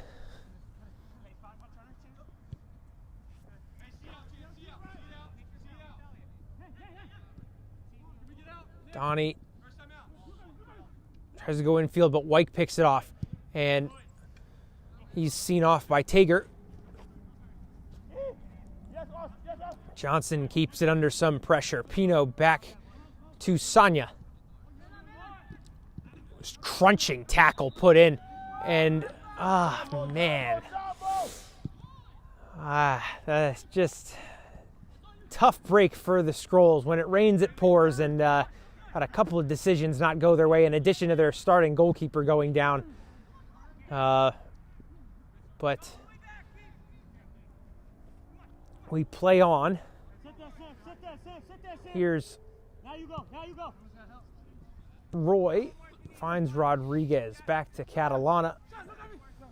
McCulloch providing the pressure there. It's looking for Wyke, didn't get there, but Tager forced to go all the way back to Hockman.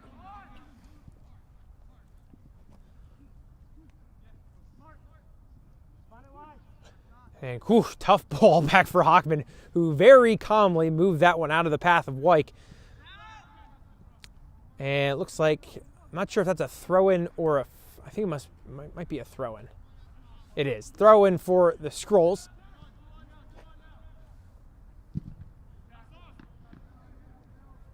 Another throw-in for Heritage.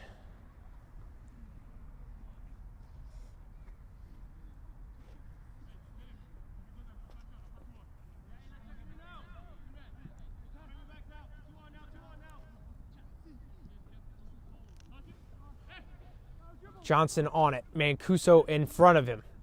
Tries to find him. Actually, it looks like Sanya's the next closest after a gut-busting run from him. Not the first we've seen today. And he's got the ball back. He's found Mancuso, top of the box. Cuts it back on his right foot. Has a hit off the bar.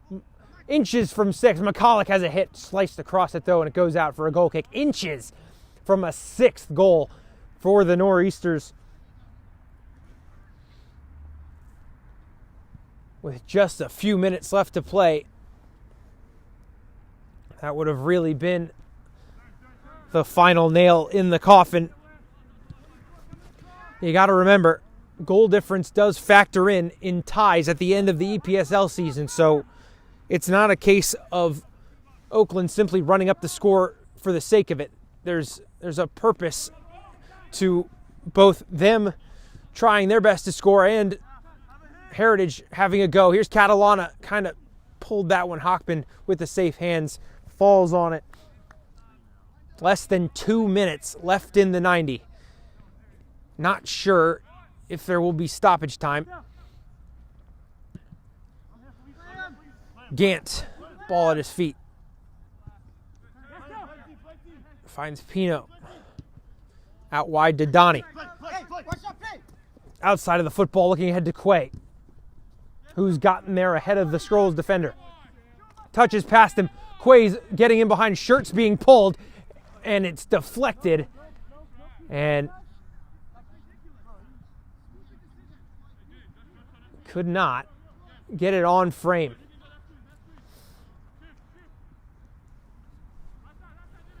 Ball goes wide to Ficarota.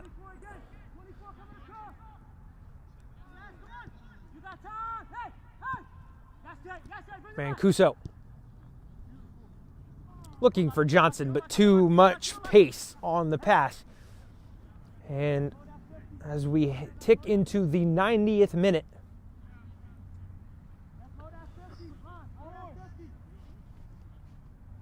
I've just noticed right now the lights are not turning on here at the Ramp Athletic Complex, so it's getting a bit dark out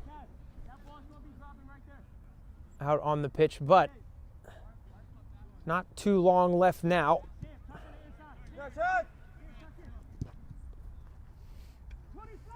Ficarota. Can they claw one back late for morale purposes? Ball goes wide.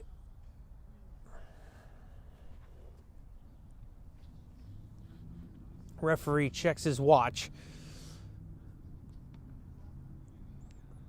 With the light fading and the scoreline being what it is, I'm not sure we'll have much stoppage time, if any.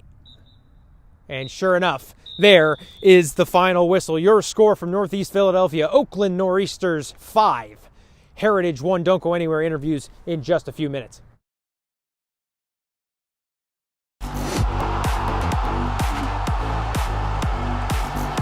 As the ball links up between South Americans, Junior Rosero pulling the trigger from well beyond the range of the 18-yard box.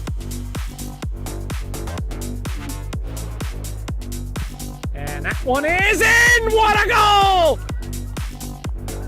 Cortez with a big free kick.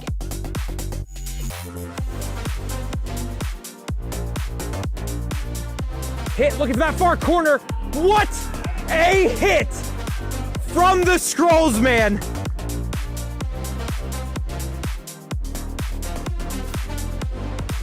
Over to his left back, over to Luis. Luis still has tons of energy and pace behind those legs as he makes light work of Gollins. He has a shot to take here. Will he take it? He takes it now, and he finds the back of the net and scores!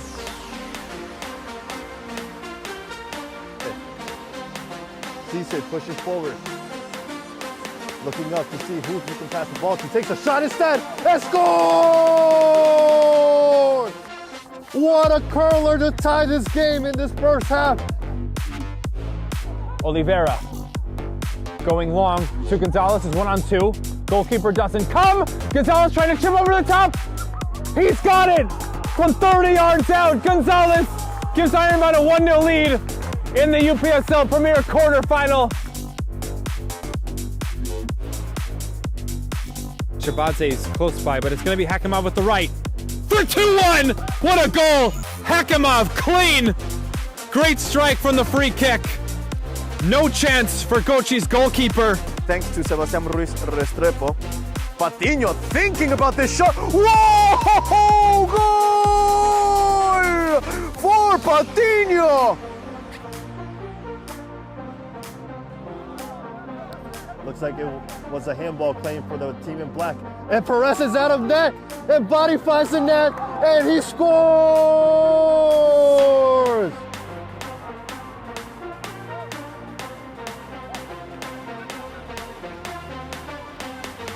The Pepper takes a wild one. Oh, Pepper!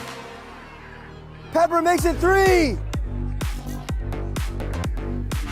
Spicy from Pepper.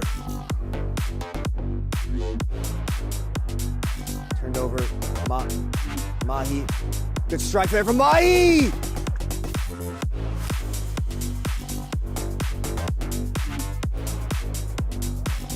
Perhaps they'll look to let the seconds bleed like this. Instead, it's a giveaway for Dembele. And the waning seconds, they get one more. Barbosa runs right. Has a hit. What a goal from Bell. You won't find two better strikes than we've had in the first half of this one.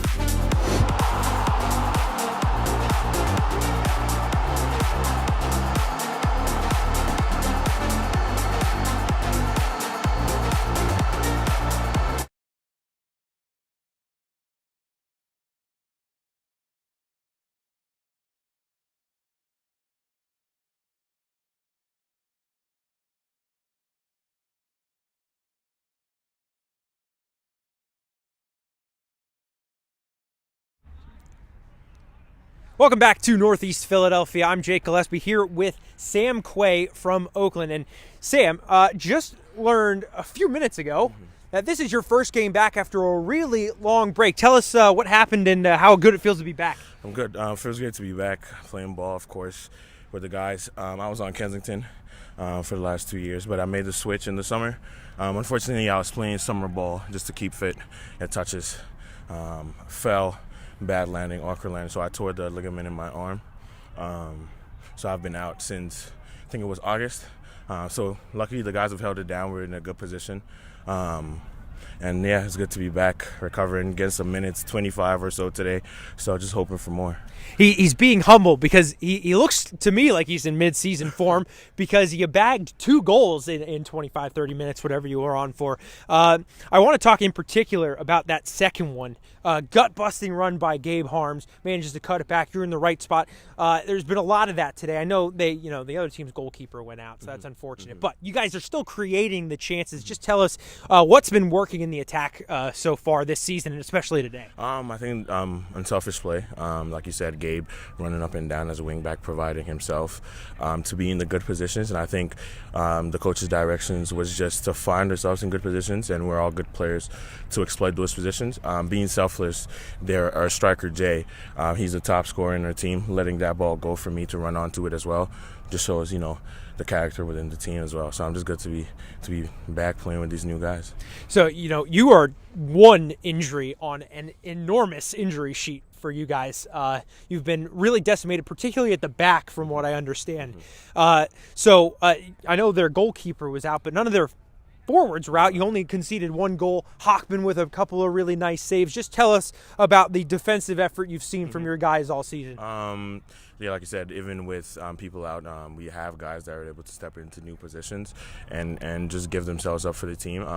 We know a keeper is capable of making some good saves. So it's all about limiting those opportunities. I think the back four did a good job communicating, shutting down most chances. I think a lot of the chances were half chances or slip-ups, little mistakes that we got to brush up on. But all in all, we're a good, solid team, difficult to break down. So, yeah, credit to the back line. Great team performance from the Nor'easters from Northeast Philadelphia, 5-1 over Heritage. This game was presented by Salt Athletic. I'm Jake Gillespie for my man Nick on the camera. Thank you very much for watching this Game and Frame presentation.